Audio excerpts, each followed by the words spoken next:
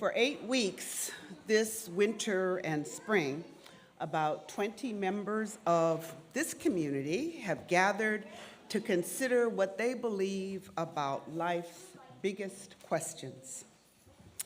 Where do you come from? Why are you here? Is there a heaven? Is this hell? What happens when you die? These are the big questions that each of which invites us to consider many more. So each week that we met, we focused on one of the questions, we discussed how the sages and mystics responded, and then shared our own stories and answers. And then after each session, participants wrote something in their journals around the theme, including one week they wrote their own obituaries. The final assignment for the course was to write a statement of belief that included their spiritual journey, how they got to here, similar to what the youth do in their coming of age program. So today marks the culmination of the class. So all of us who processed in were members of the class. And you'll hear from many members. All were willing to speak, but several were not able to attend worship this morning or to participate. Each person will read a portion of their statement. And their statements are intended we intended to weave them all together into one cohesive whole so that you have a complete and cohesive worship experience.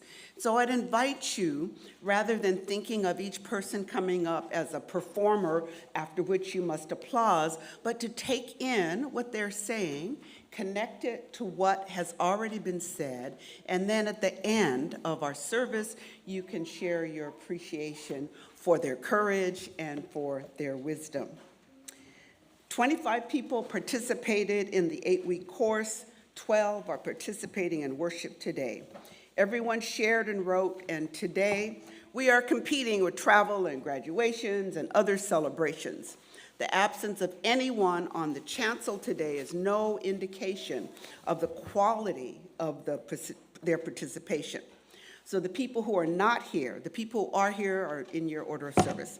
The people who are not on the chancel are Steve Chin, Paul Cornell, Elizabeth Corrigan, Rebecca Crawford, Melinda Ewan, Alexis Gormley, Terry Lucas, Victoria Nichols, Lauren Poole, Beth Rendero, Sarah Robson, and Tracy Schuster. All of them were in class along with the 12 who are here this morning. We have woven the statements together so that you have a complete and cohesive worship experience. At the same time, we invite you to reflect on what you believe as we celebrate the welcome and diversity of our UU tradition. If this is the first time that you are here visiting us, welcome. I am the Reverend Kikanza Nuri Robbins. I facilitated the class along with the support of the adult RE team. Unitarian Universalism is a liberal religious movement that invites people from many faith traditions to come together as a community devoted to social justice. We thank all of the people, seen and unseen, who helped to create this worship experience for us. We acknowledge that our church is built on the unceded ancestral land of the Gabrieleño Tongva people. I hope that this is the most powerful hour of your week. Come, let us worship together.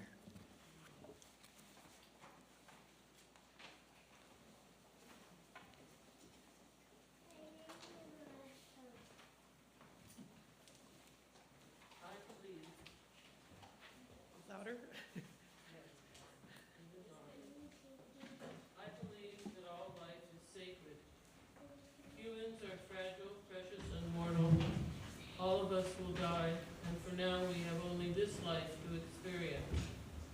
A sense of wonder at the miracle of existence existence is vital to being fully alive. All sentient beings deserve our love and compassion. I believe that there is more to existence than this plane of reality, more than our everyday life can show us. I think there may be astral beings that exist on a different plane of reality. I am not sure about this, but I'm willing to suspend disbelief. I believe in ESP and the connection that we all have to each other. I have had experience with precognition and synchronicity, and scientists studying quantum mechanics tell us that this world is a much stranger place than we can imagine, consisting mostly of empty space and containing particles that change state when observed. I see the divine in these things, and I am open to the wonder of unexplained phenomena.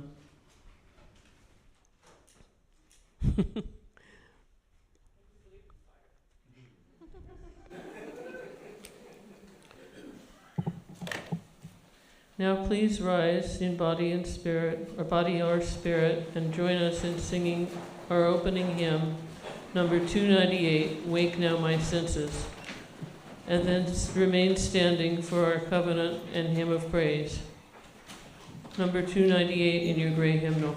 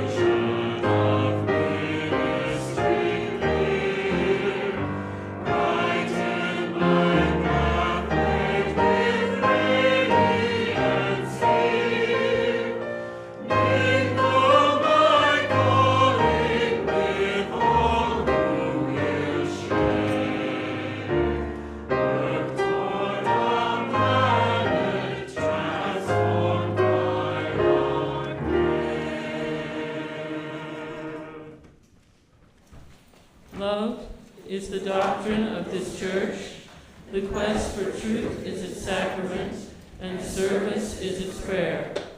To dwell together in peace, to seek knowledge in freedom, to serve humankind in fellowship, thus do we covenant with each other.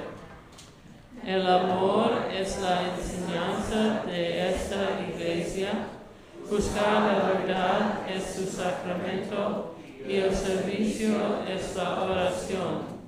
Vivir juntos en paz, buscar el conocimiento en la libertad, servir a la humanidad en comunión.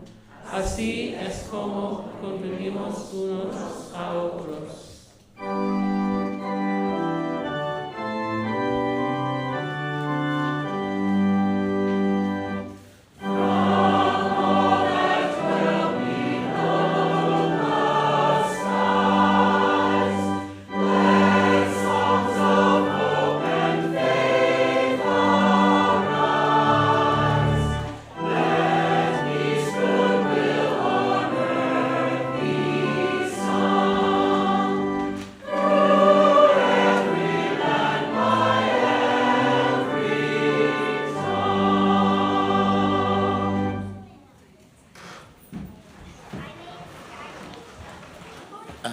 where's the button to get it up, to have it come up?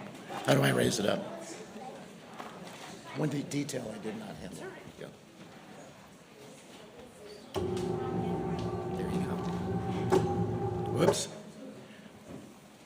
Ask and ye shall receive. So we're going to now make our collection for the Westside Food Bank. I am going to send my minions out. So raise your hand if you have something to donate to the Westside Food Bank today.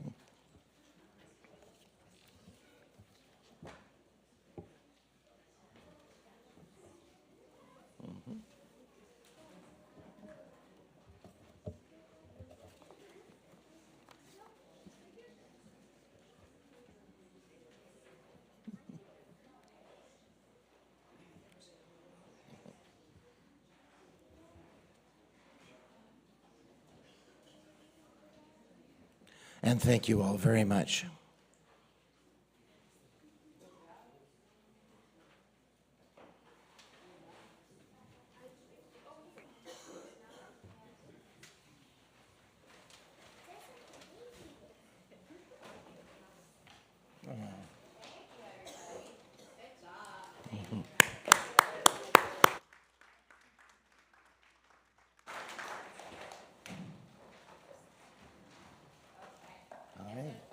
Mr. Larry's going to share a story with us, so let's all gather on the steps so we can hear, okay?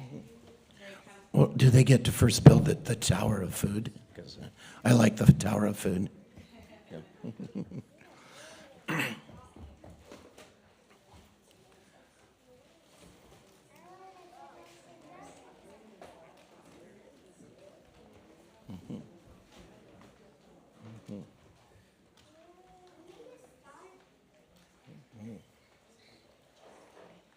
Oh my.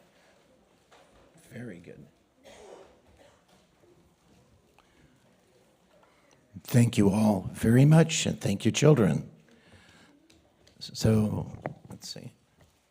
This morning I'm going to tell everyone the story of how I got to be here. I was raised in a Jewish family. A Jewish ritual was practiced by my grandparents' generation, but not by my parents' generation. You see, this takes practice. Sure, we did a Passover Seder, but the Passover Seder was really just about getting together, have dinner. It had no ritual in it at all. Okay. But one of the things my parents were clear about was the golden rule. They taught me to always treat others the way I would want to be treated. Although I did not have the words at that time, I now think of it as they taught me the inherent worth and dignity of every person. I became bar mitzvah at the age of 13 because my grandfather expected it. I did Torah study with a rabbi for many years. But Judaism never felt quite right to me. And when I met Laura, she was coming out of a Catholic background that did not feel quite right to her. We got married by a Unitarian minister because she was a co-worker of Laura's. We really knew nothing about Unitarianism, but we knew that we liked her very much. When our son was in 3rd grade, we came here looking to get him an education in values, and we stayed. When I escaped from Judaism, I began to wander a theological desert. 40 years later, I found my Mount Sinai, and I call it Mount UU. The UU God beckoned me to come up and have a chat with him. And that's the story of how I got here. And now I'd like to know from the kids, anybody want to tell me how you got here? How did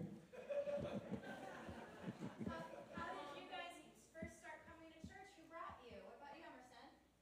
Who brought you to church?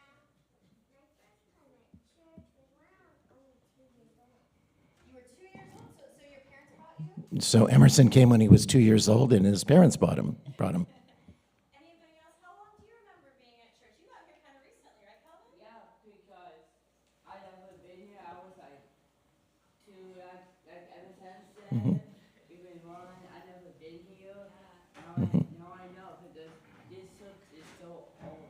It's been a long time, and we're so happy to have you.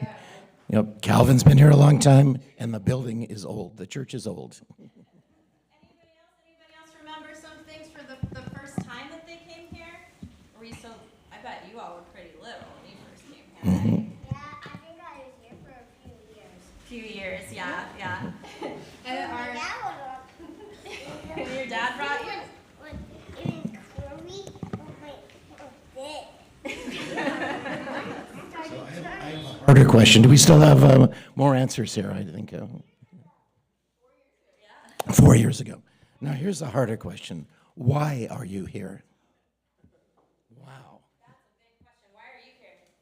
Because I know because my parents bring me here like to the day. They always be sad because he not came today. Miss Hope. I just want to come one day to see a king. I know. So sounds like Calvin likes to come to see his friends. Is one of the reasons. Yeah. Friends here, and he wants to come and see them. Because that's our plan.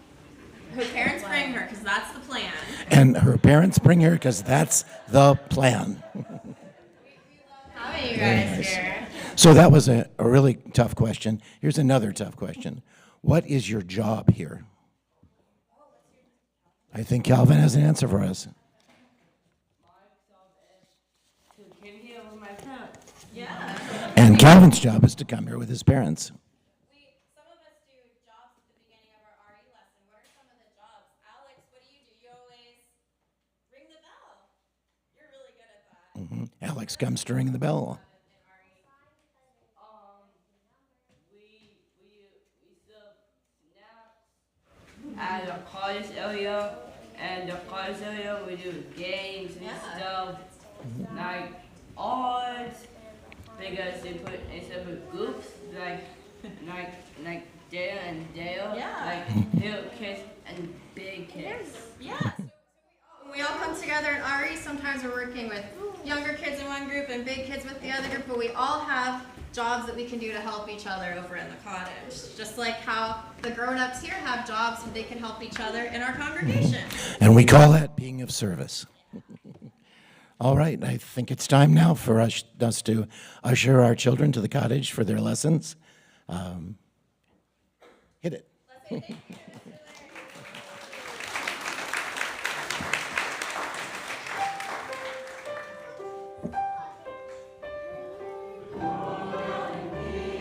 Go now in peace.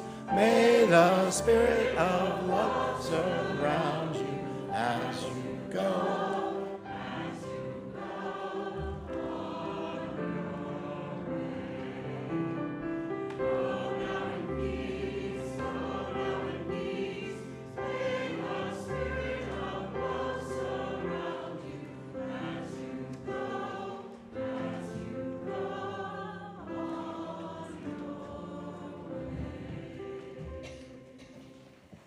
Good morning.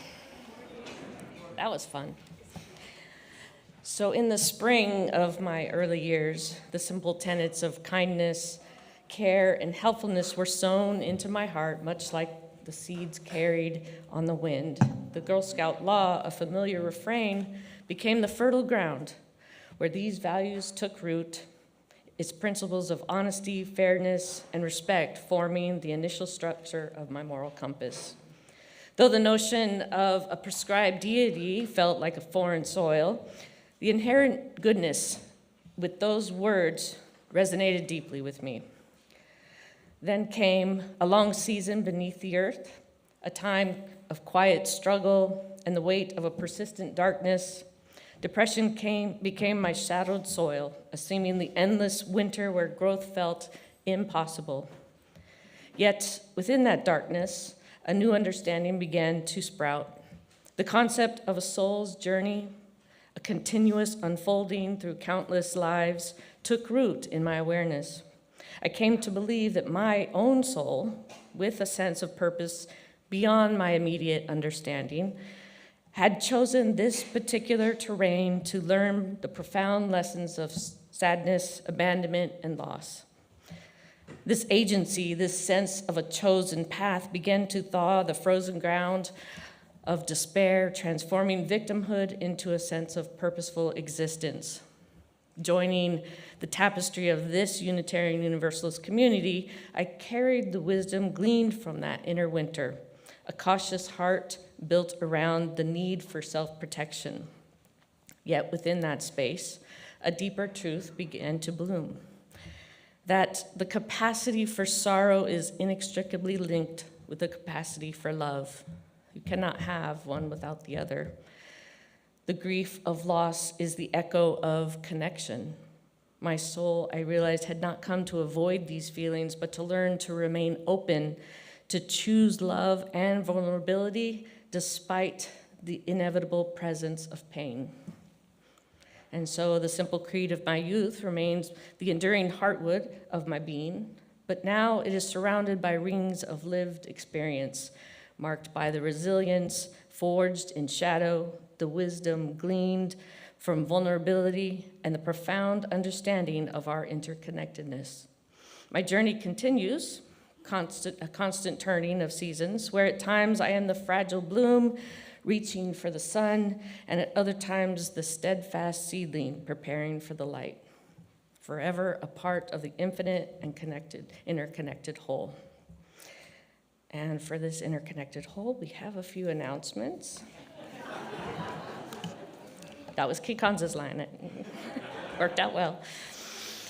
Please take a moment to silence your cell phones, because your Darth Vader song might not ring well right now. I want to let you know that this year's Dining for Dollars did really well. I want to thank all the people who offered a service or a gathering or whatever it was. And I just want to be really happy for all the people who bought a ticket to one of these things, because you are at the brink of having one of those most interconnected gatherings of beloved community within this sanctuary. Well, you're not always going to be here. You'll be at somebody's house. But you're going to get to feel that experience of really getting to know others.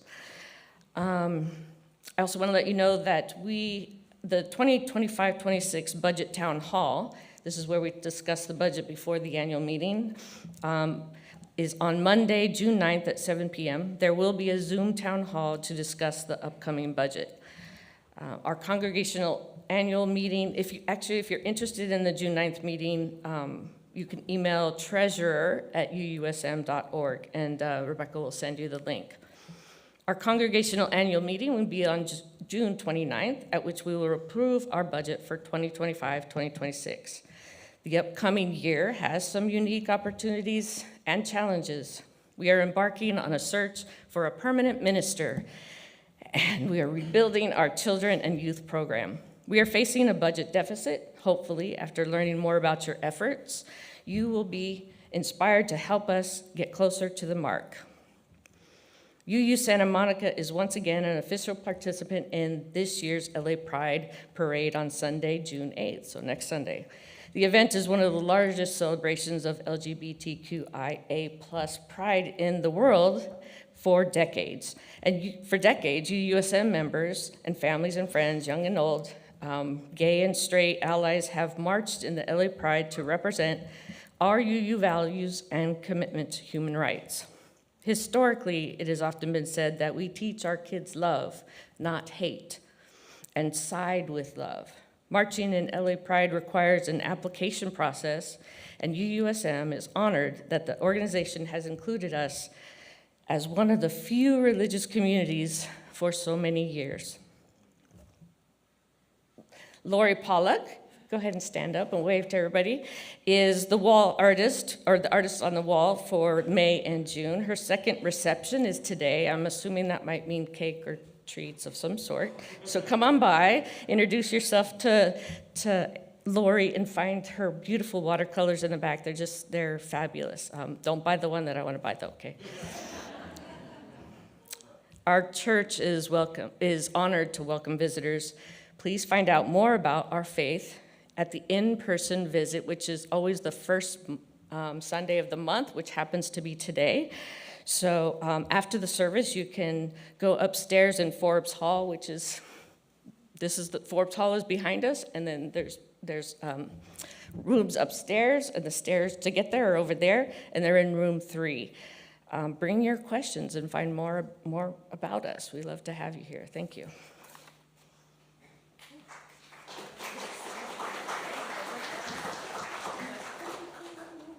Good morning. Get it out. This is an analogy that I first heard at the DuPage AME Church, and I used to use it for a children's story. We are a keychain with keys of different colors, different shape, different size. And look at the key order. We're holding it together. This is us. But there are others also. And as keys, we don't last forever. We are also a puzzle. Our environment, our DNA, our genes, our culture make us all different. And we are sustainable as we become part of the earth when we die. Our reason for being on earth is to contribute positively to the puzzle. We are social animals, sometimes more animals than social, and vice versa, where competition is our nemesis. But it allows for the earth not to be overcrowded. We are on earth not to climb a ladder, but to help people climb the ladder with us, as Reverend Martha d'Aquila said. We are in the image of God. Therefore, like God, we are not perfect and have quality problems. We don't need to define God, as God is God. Thus, we don't need to understand what is beyond our understanding. We just accept our evolution. Okay, so now it's time to greet your neighbors. Remember to listen for Ryan's piano, which is a cue to return to your seat, which will then follow with our music for the morning. So let's take a few moments to say hello and greet those that are around you who are both familiar and new. Welcome.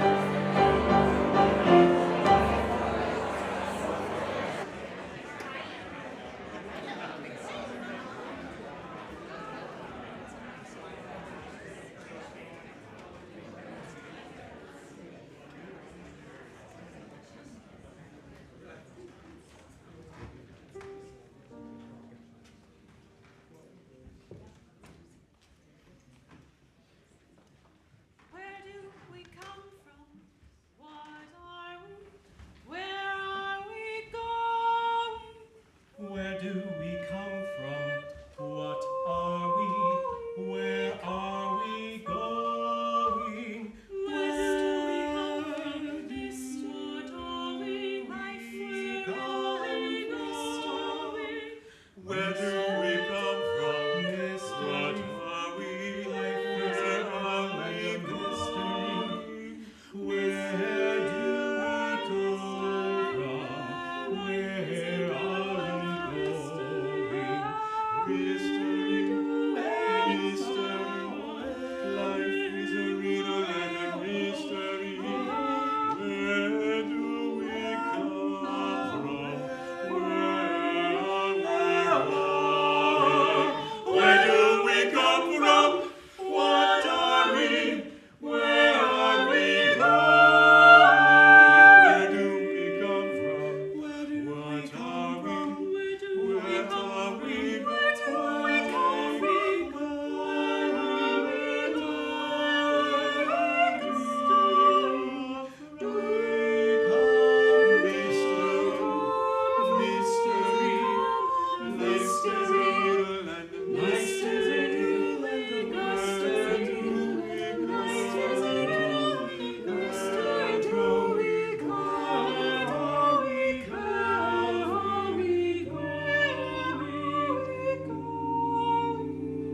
going?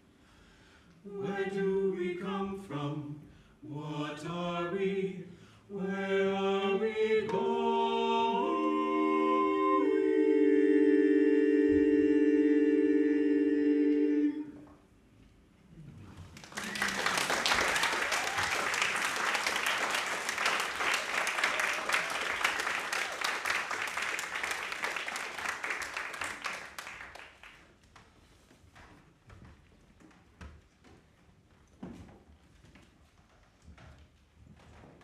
When I left high school, I continued to learn and study, mostly on my own.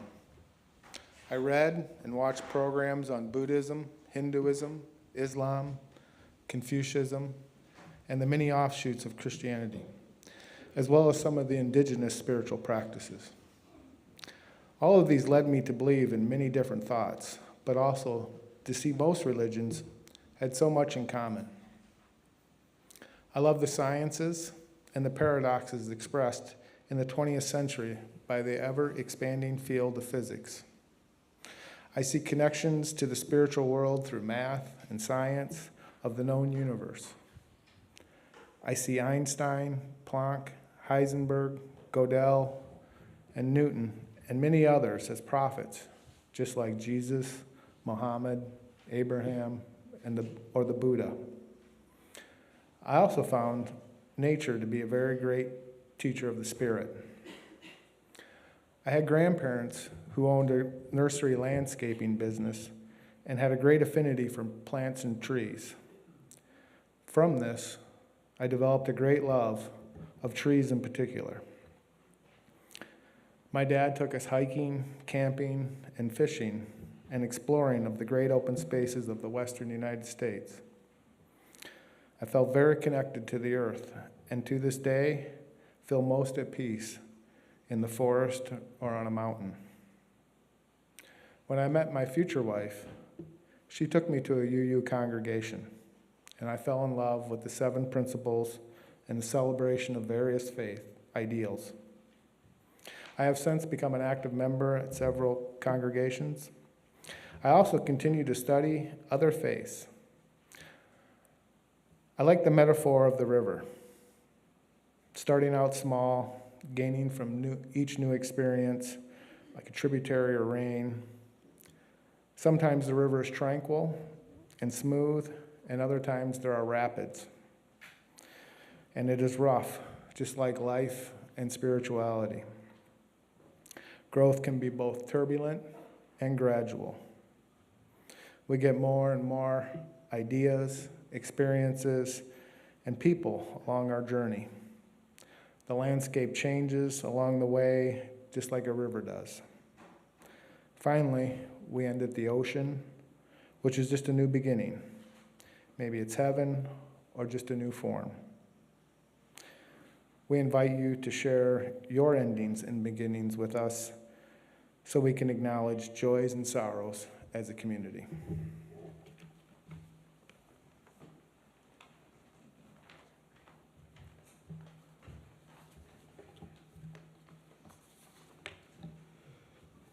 I guess this is all right. Everybody hear me? So I'm about to take you on a poetic journey. Words as witness, questions as contemplation, meanings as meditations. So find a peaceful posture, a place you feel kind of cozy and comfy.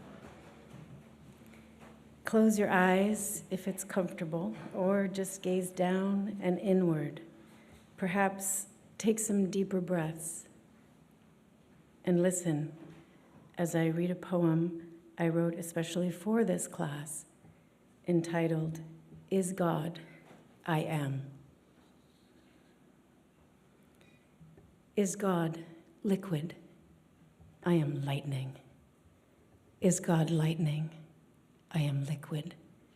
Is God lips? I am tongue. Is God tongue? I am lips. Is God thirst? I am hunger. Is God hunger? I am thirst. Is God flesh? I am open. Is God open? I am flesh. Is God love? I am broken. Is God broken? I am love. Is God want? I am need. Is God need? I am want. Is God body? I am soul. Is God soul? I am body. Is God aching? I am solace. Is God solace? I am aching. Is God lover? I am coming. Is God coming? I am lover. Is God truth? I am beauty. Is God beauty? I am truth. Is God river? I am ocean. Is God ocean? I am river. Is God wind? I am trees. Is God burning? I am fire. Is God fire? I am burning. Is God sky? I am stars. Is God stars? I am sky. Is God vapor? I am dewdrops. Is God dewdrops? I am vapor. Is God futile? I am meaning. Is God meaning? I am futile. Is God awakened? I am the darkness. Is God the darkness? I am awakened. Is God whole? I am dissolved. Is God dissolved? I am whole. Is God everything? I am the void.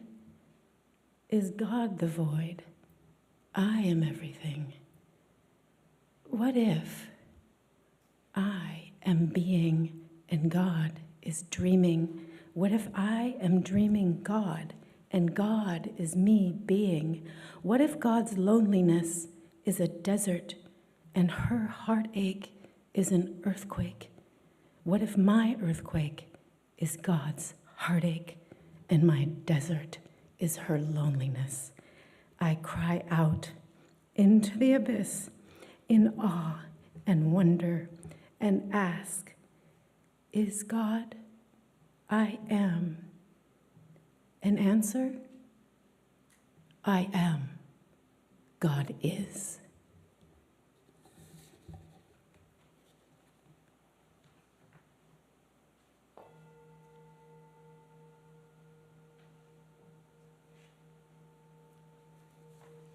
Thank you.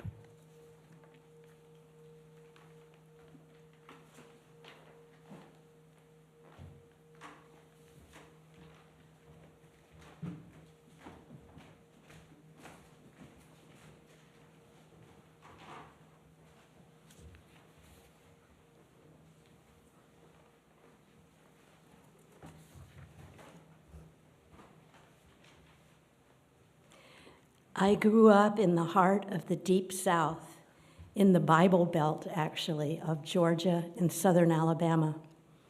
There are so many colorful and powerful stories that I would love to share with you, but then that would be a book, and this is a paragraph. So I asked myself, what do I really want you to hear? My spiritual roots are very deep and have played a central role in my life from the day I was born. I remember being around 4 and asking my mom, sing me the ironing board song. And she said, what? And I said, you know, you'd make my fingers go like this when I was little. And then you would sing me the song about the ironing board legs. And my mom said, oh, you mean the old rugged cross. I used to sing that to you when you were a baby and make you do your fingers like the cross. For those of you that were Christian church raised, you know it's not a real good sign that it was the old rugged cross. The words go, on a hill far away stood an old rugged cross, the emblem of suffering and shame. Not the best song for a lullaby for a little while. So I'm really glad in retrospect that I remember it as the ironing board song. I was an inquisitive child. I remember praying as a 6-year-old, God, if you're real, move that pencil, while I'm sleeping, move that pencil from this side of the room to that side of the room. The next morning when I woke up, I couldn't remember which side I put it on. The important thing, interestingly enough, is I never tried again. I think that says something. Maybe I didn't really want to know the answer. When I was 8, I started going to a Bible study group in the apartment next to us in our building. The teacher had a flannel board. Some of you older people may remember flannel boards. And they had little felt cutouts and would tell us stories from the Bible. One day I came home excited and shared with my dad what I had learned that day. We're like snowflakes. We each look different on the outside, but inside, each of us is built around a piece of dirt. He got so mad, said it was not true that I had a piece of dirt in the middle of my heart. And he forbade me to ever go back to that Bible study class.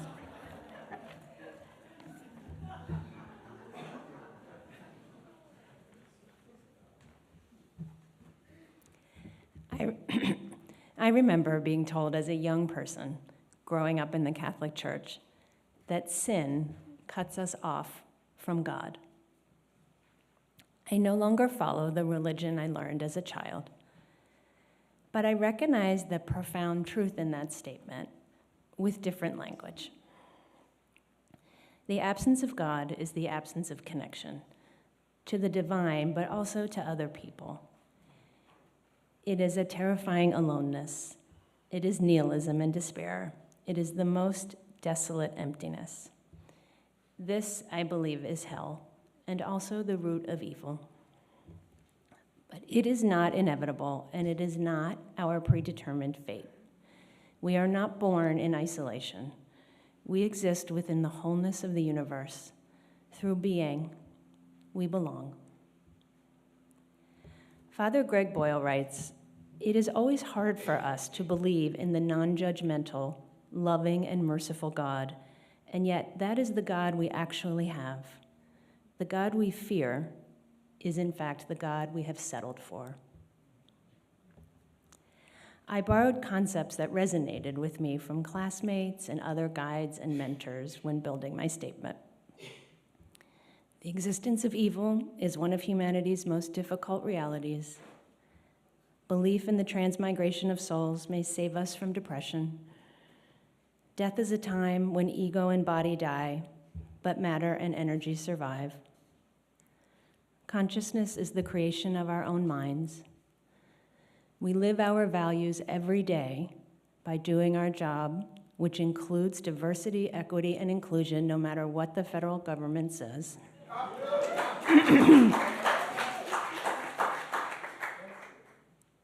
Christian beliefs are deeply radical in glorifying the meek and caring for the poor. And ultimately, the impermanence of life gives it meaning. My purpose is to learn, to love, to be in relationship with the world, to recognize my place in the web of being, and that's enough, and it is everything.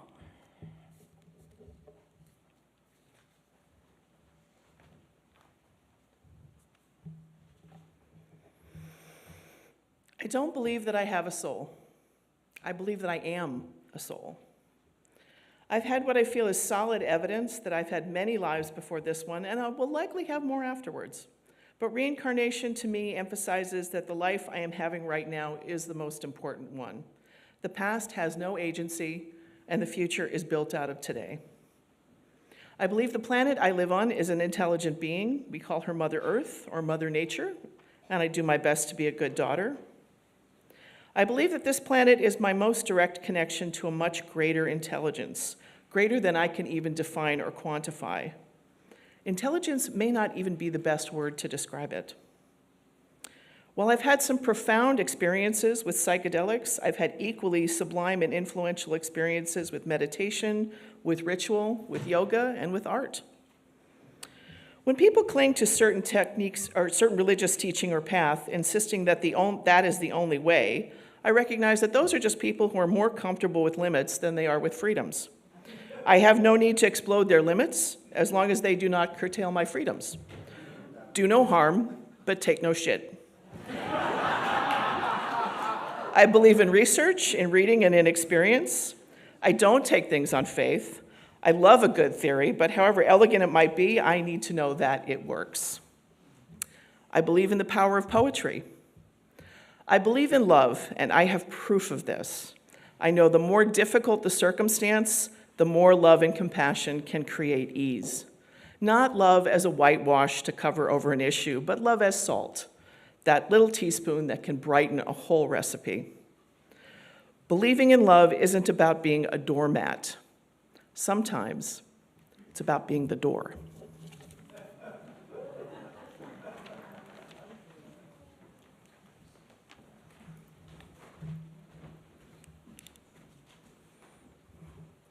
One of Zion National Park's treasures is a wall of weeping rock, where water moves slowly through 1,000 years of Navajo sandstone to seep out below.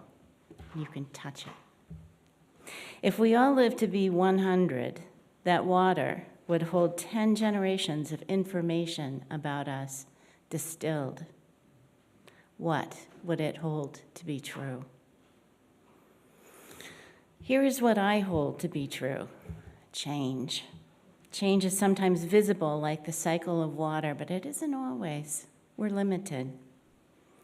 A fine balance, which is not to be confused with stillness, active, and something incredible waiting to be known. Our UU principles represent a distillation of world philosophy.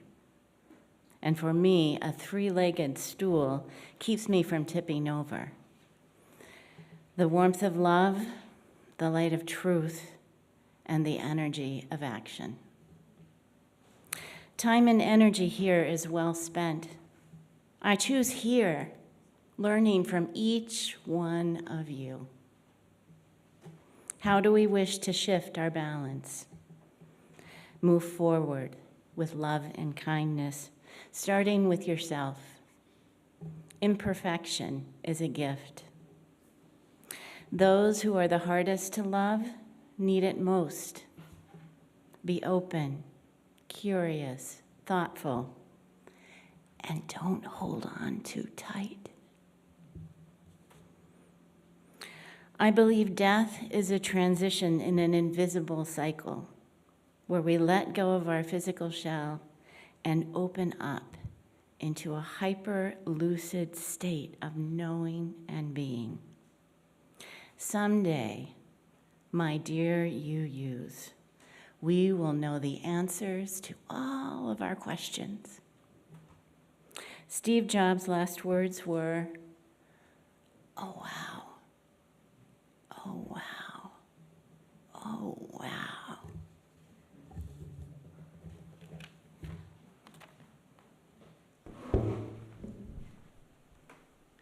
I believe in God as a single entity, concept, force, with numerous, perhaps infinite manifestations and interpretations. Parent, child, spirit, love, peace, confident. I like the description of God as a verb, a process. I believe in community. We are all in this together and are stronger when we acknowledge, respect, and celebrate our commonalities and our differences. I believe in the inherent worth and dignity of all creation, an aspect which again must be respected in the full sense of that word, and which merits constant reminders. We, humans, Americans, old, young, pick whatever group you want, aren't here alone. We don't have all the answers, but are all imbued with inherent worth and dignity. I believe in grace and forgiveness. We all fall short. We all need second, third, and fourth chances. For me, grace and forgiveness are essential components of the force that is God, the force for goodness and love that surrounds us, but that we must constantly strive to claim for ourselves and for all. I believe in love as the ultimate manifestation of God and the foundation of my theology. Whatever your theology or creed, we're glad you're here this morning and are heartened by the opportunity this church gives you to express your gratitude and generosity. Half of our Sunday morning offering each month goes to support an organization that does work which embodies our values. This month, June, is Pride Month, and half of the Sunday offering will be going to Advocates for Trans Equality. We invite you to contribute in whatever way feels right for you. Ways to give are displayed on the slide in front of us. All the ways of receiving support are gratefully accepted. Cash or checks can be placed in the offertory bags that will be passed around shortly. Thank you for all that you give monetarily and also through your time and care at church and beyond. The ushers are invited to come forward, and your offering will now be gratefully received.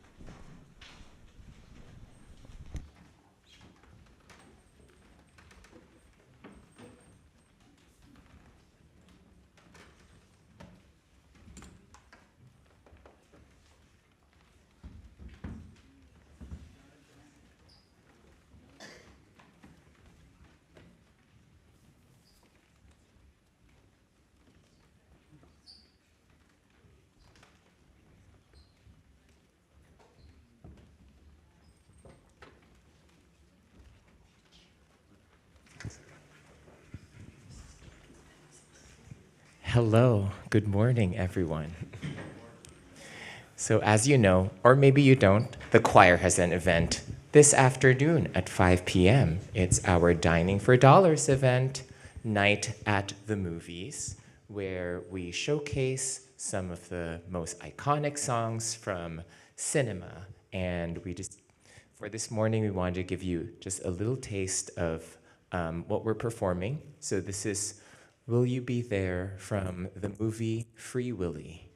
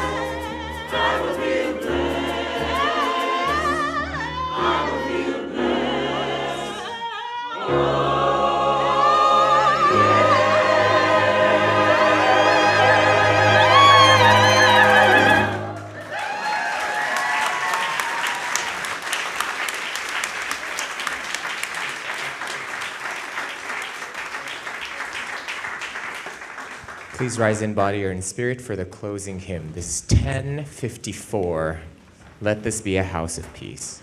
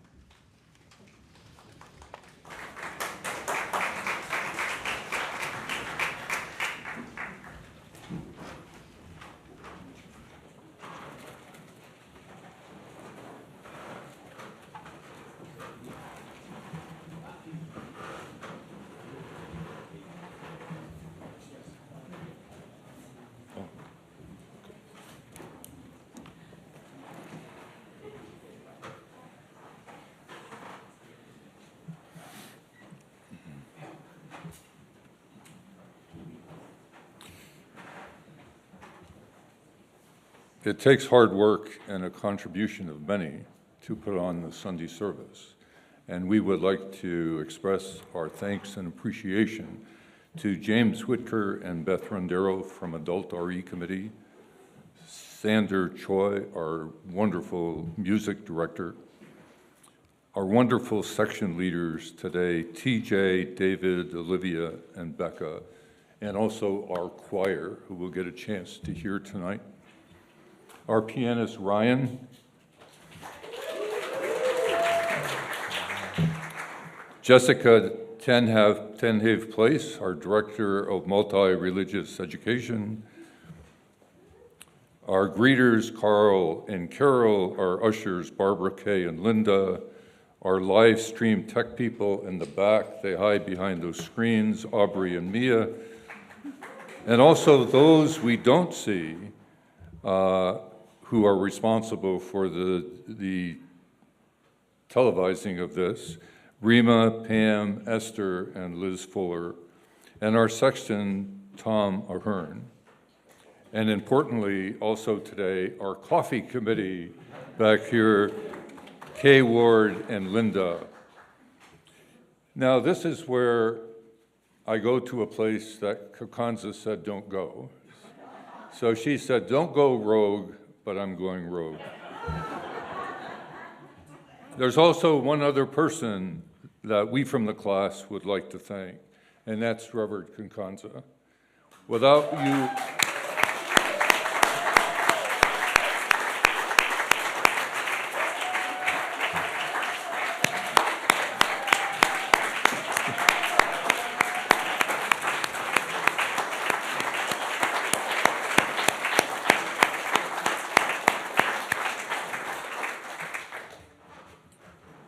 without your offering this class, without your thoughtful and provocative questions over these past several weeks, we would not have been challenged. We would not have grown spiritually and theologically. We thank you with much love and appreciation.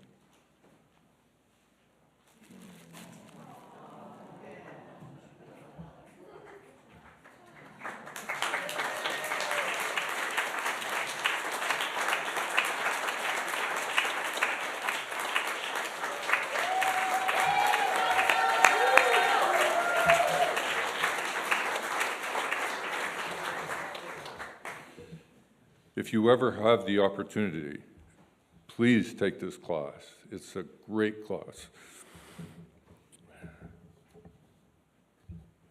And now the benediction.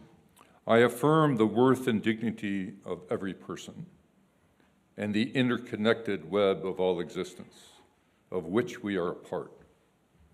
I believe that truth is ever unfolding and that love is a force for justice, calling us to compassion, to equity, and to peace. I honor the wisdom of many traditions and the freedom of conscience and reason as guides to my search for truth.